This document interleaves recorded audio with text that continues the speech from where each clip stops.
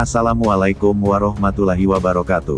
Hai pemirsa setia kasus Subang hari ini, bagaimana kabar kalian? Insya Allah pasti sehat semua.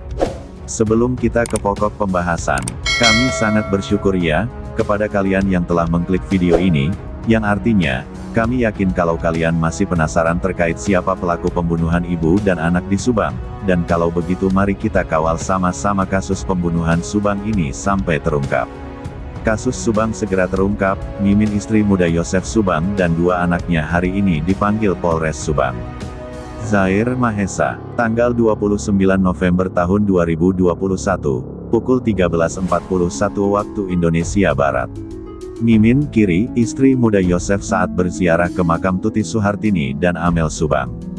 Mimin Kiri, istri muda Yosef saat berziarah ke makam Tuti Suhartini dan Amel Subang.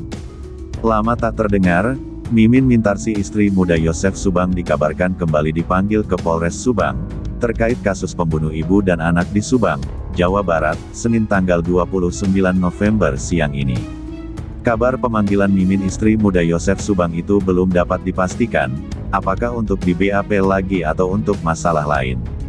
Selain Mimin, kedua anaknya juga turut dipanggil polisi. Pemanggilan itu dikonfirmasi kuasa hukum Mimin, Fajar Sidik.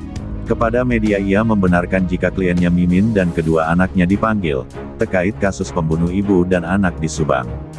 Namun Fajar Sidik menjelaskan, dirinya belum mengetahui tujuan dari Polres Subang memanggil kliennya tersebut.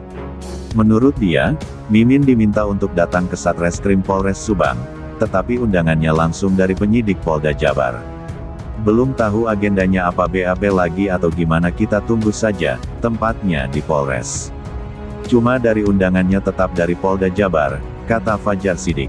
Sekedar mengingatkan, kasus pembunuhan Subang atau pembunuh ibu dan anak di Subang yang meminta korban jiwa Tuti Suhartini, 55, dan Amalia Mustika Ratu, 23 itu cukup menggegerkan karena tergolong sadis.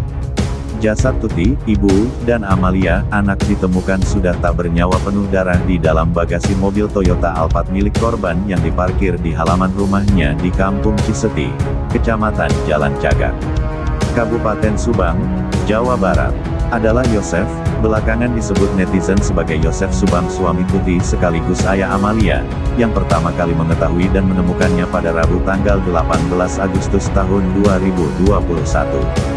Saat itu, Yosef Subang baru datang ke rumah itu sehabis menginap di rumah istri mudanya. Kronologisnya, saat hendak masuk rumah, ternyata sudah berantakan dan penghuni rumah Tuti dan Amalia tidak ditemukan. Lalu Yosef Subang bergegas menuju kantor polisi untuk melapor. Tak lama kemudian, Yosef Subang bersama polisi akhirnya menemukannya, dan sudah tak bernyawa, dalam bagasi mobil Alphard keduanya jadi korban pembunuhan. Saat ditemukan di dalam bagasi mobil Alphard dengan keadaan bertumpuk. Beberapa hari kemudian, polisi memastikan jika korban Tuti dan Amalia meninggal dunia karena ada yang membunuh.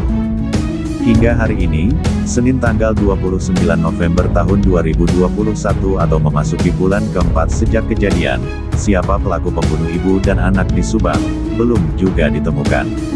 Polisi masih berusaha keras melakukan penyelidikan. Terima kasih Anda sudah mampir di channel kami, mudah-mudahan kasus Subang cepat selesai. Sekian dari kami, wassalam.